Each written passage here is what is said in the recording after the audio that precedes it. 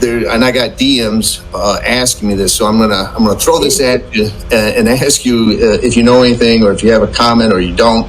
But Stephen Ayeroff has made a claim that when he got arrested, he was thrown in a van and was demanded by the FBI to give up whatever information he had on a litany of people from, and you were on that list, and there were other people on the list, journalists on the list, such as Naomi Brockwell, a client of mine, Vitalik Buterin and others. And were you aware of that, or do you know anything about it?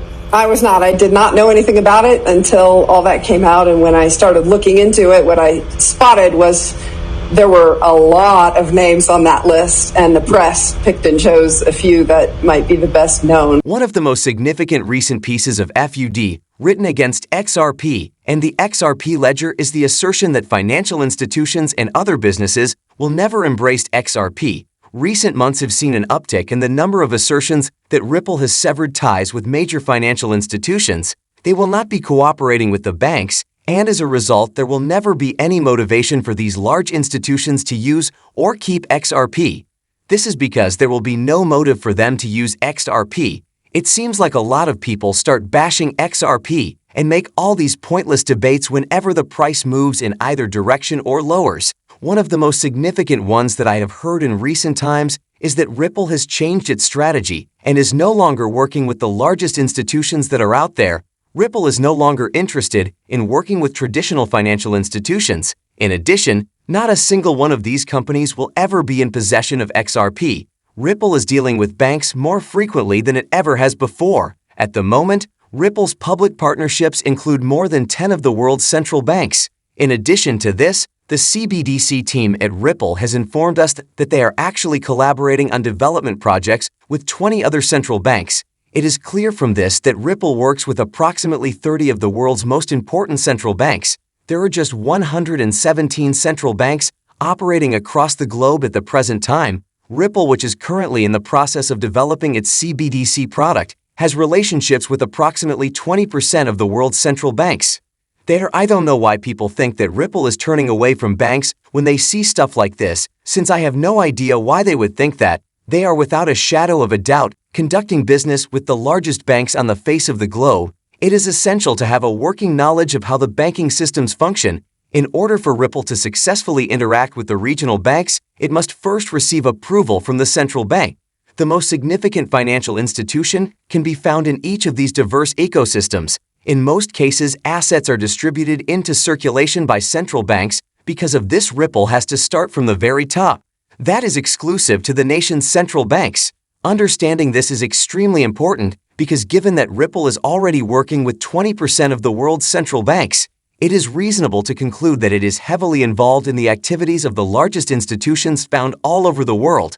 Now it seems that a lot of people have simply ignored this problem in its entirety. They were able to watch Ripple working on initiatives involving money transmitters in addition to other endeavors, and then they declared, "Oh, Ripple has to be finished with the banks."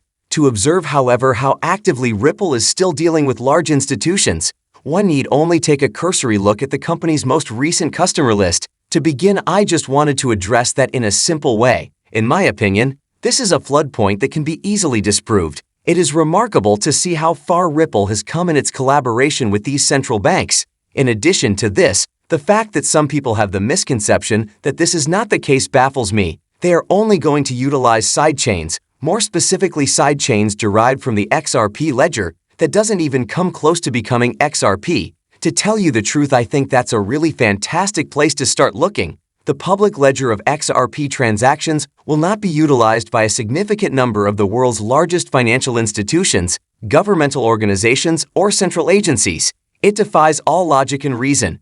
Why would you want to give everyone in the world the ability to see every transaction that goes through your company?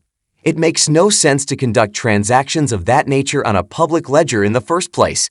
A number of these central banks will utilize forks of the XRP ledger in their operations. There will also be private variants that are capable of communicating with the public XRP ledger. Simply considering that makes me feel fairly confident they continue to be linked to the open XRP ledger so that public liquidity may be maintained. I am still of the opinion that they use the open XRP ledger to make transactions involving several currencies and assets of different types.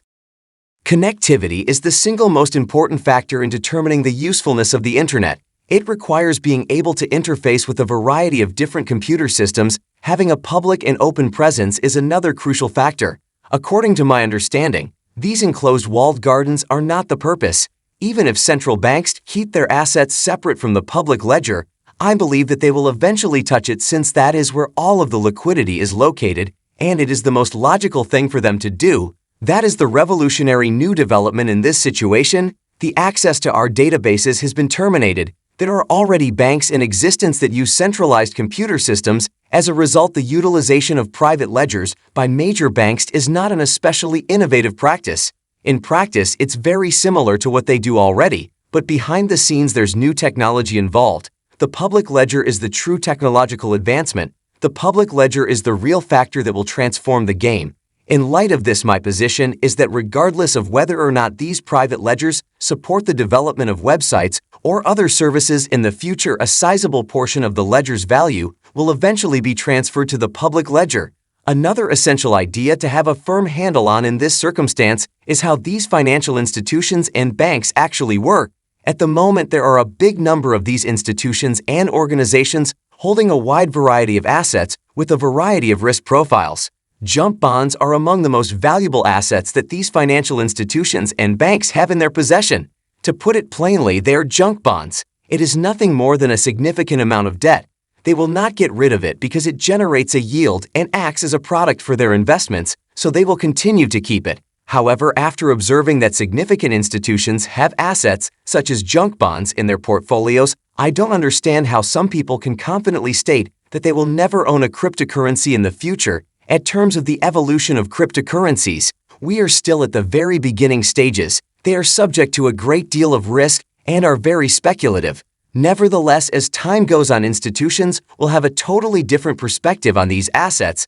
They will evaluate them with regard to the benefits they offer. They are going to investigate them in order to figure out how they can generate yield. These financial organizations are already looking for income in exceedingly risky places in their search for investment opportunities. Only junk bonds have been briefly discussed here. However, there are many additional types. As time goes on, it will become clear that cryptocurrencies, as compared to a good number of the investment vehicles that these institutions are utilizing at the moment, will eventually emerge as being significantly more advantageous. Consequently, if you combine the information that I just given with what we spoke about before, which is that Ripple is cooperating with some of these large organizations, including some enormous banks, to construct private payment systems utilizing the XRP ledger technology, what do you get? What kinds of assets would be on the radar for financial institutions in the event that they decided to invest in cryptocurrencies and use them in the future as financial products? It stands to sense that XRP would be at the top of their priority list, doesn't it? After constructing payment rails on private XRP ledgers, there is no reason for them to invest in securities such as Solana or anything else of the sort. There is no question that XRP will be at the very top of their list. The XRP ledger is going to be positioned right next to some of the most important enterprises in the entire world, including the big money, the people who really drive innovation, and the people who really drive liquidity by Ripple. Realizing this is essential due to the fact that other cryptocurrency projects make use of it. They are building inside the retail sector of the economy. They are making an effort to prevent the entry of significant sums of money. They are making an effort to obstruct the institutions. They are making an effort to cut off the players in the financial system that we have already constructed. That's all for now. Thank you for watching.